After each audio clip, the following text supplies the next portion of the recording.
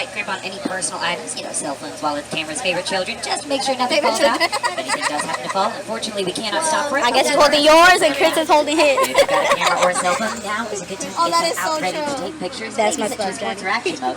If you take a look above your heads, you'll see an animal just up ahead of us. Over on the right, we are going to see bongos, also known as the ghost of the forest, because they are so shy. And they've got some horns on their head that help them move very easily through all the bushes down here. They can pick their way through. There's a good view of one just over here at about 2 o'clock. Oh, right there. Just hanging out behind the trees. They're beautiful animals.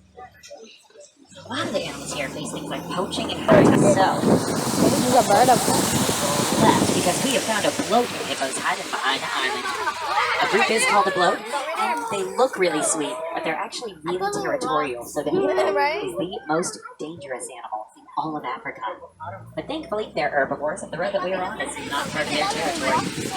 Flock together. Another lady just hanging out down in the water.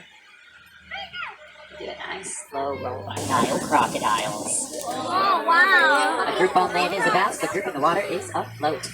If they've got their mouth open, they're trying to regulate their blood flow to cool off, and they usually grow to be about 16 to 20 feet long. They'll sit still like this for hours to catch their prey, and their bite has 2,000 pounds of pressure square inches. It's a waterfall. Now they can also run 10 miles an hour on land, but this truck only goes 8 miles an hour, so we are rolling out of here.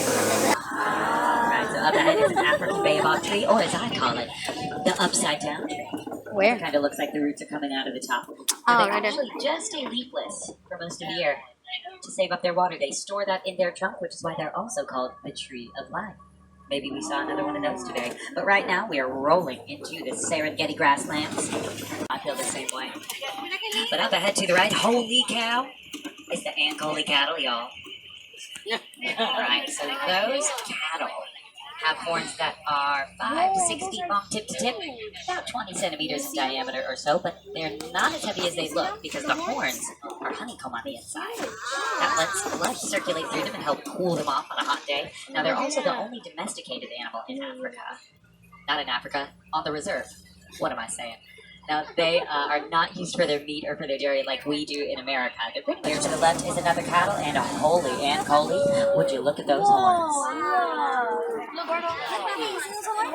That's a good picture. May not be a great idea to try to grab their attention, though, because they will come up and nibble. And I'd rather y'all keep your cameras today. Now, way out there past that giraffe are the sable antelope, the official emblem of our reserve. The same number that you and I have, just a little bit bigger. They're able to run at 35 miles an hour, so when they run around, we call them a tower of terror. They do spend about 18 hours a day eating, so they only sleep maybe 30 minutes out of the day, but they don't even sleep all at once. They break that up into several short naps, just like a college student. And there are 4 major species of giraffes. These are Maasais.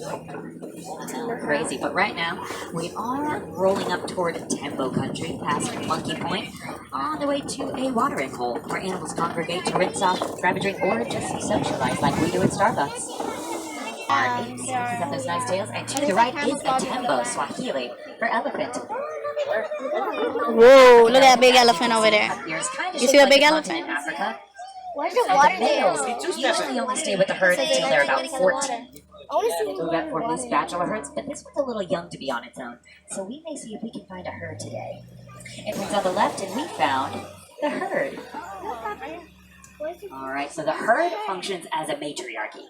They're led by an older, wiser female, but that comes at a little bit of a price because they are pregnant for 22 to 24 months, and at birth, the baby weighs about 300 pounds. The other side on my favorite island, so we are just gonna roll just around the river bend and see the greater flamingos. Oh, look at the flamingos. Alright, now they are the largest and lightest colored group of all flamingos, but pause on the flamingos, take a look over the hill, and you can just barely make out a baby elephant there. Way over that hill, we're gonna try to move around and get a better look. Get you guys a good look at him. He has that nice shaggy mane. There he is. Yeah, I see. Only gay, bro. Mark their territory, or do kind of a roll call just by roaring. Words can be heard from like You gotta roar. And I guarantee you know a little more Swahili than you think you do because Simba can only Look, they're right there. feet in front of them. Whoa, that's a big The white lion. rhinos here usually weigh about 4,000 to 5,000 pounds. They're the heavier ones. Oh, and ostrich. And the rhinos can run. Oh, I don't want to see their butt. 35,000 I want to see their butt. All right, this lady, the tallest bird in the world, at 9 feet tall. We know she's a lady because she has gray feathers. But Gorilla Falls Exploration Trail is right next to our stroller parking, where you might be able to find meerkats, gorillas, and even naked mole rats for my impossible fans. But we are getting close to the boarding post, so you may want to double check those rows. Make sure nothing rolled out of your pockets or your bags. And if you want to break from the heat, one of my favorite things to do is the Festival of the Lion King. It's about a 30-minute show at the Harambe Theater with singing, dancing,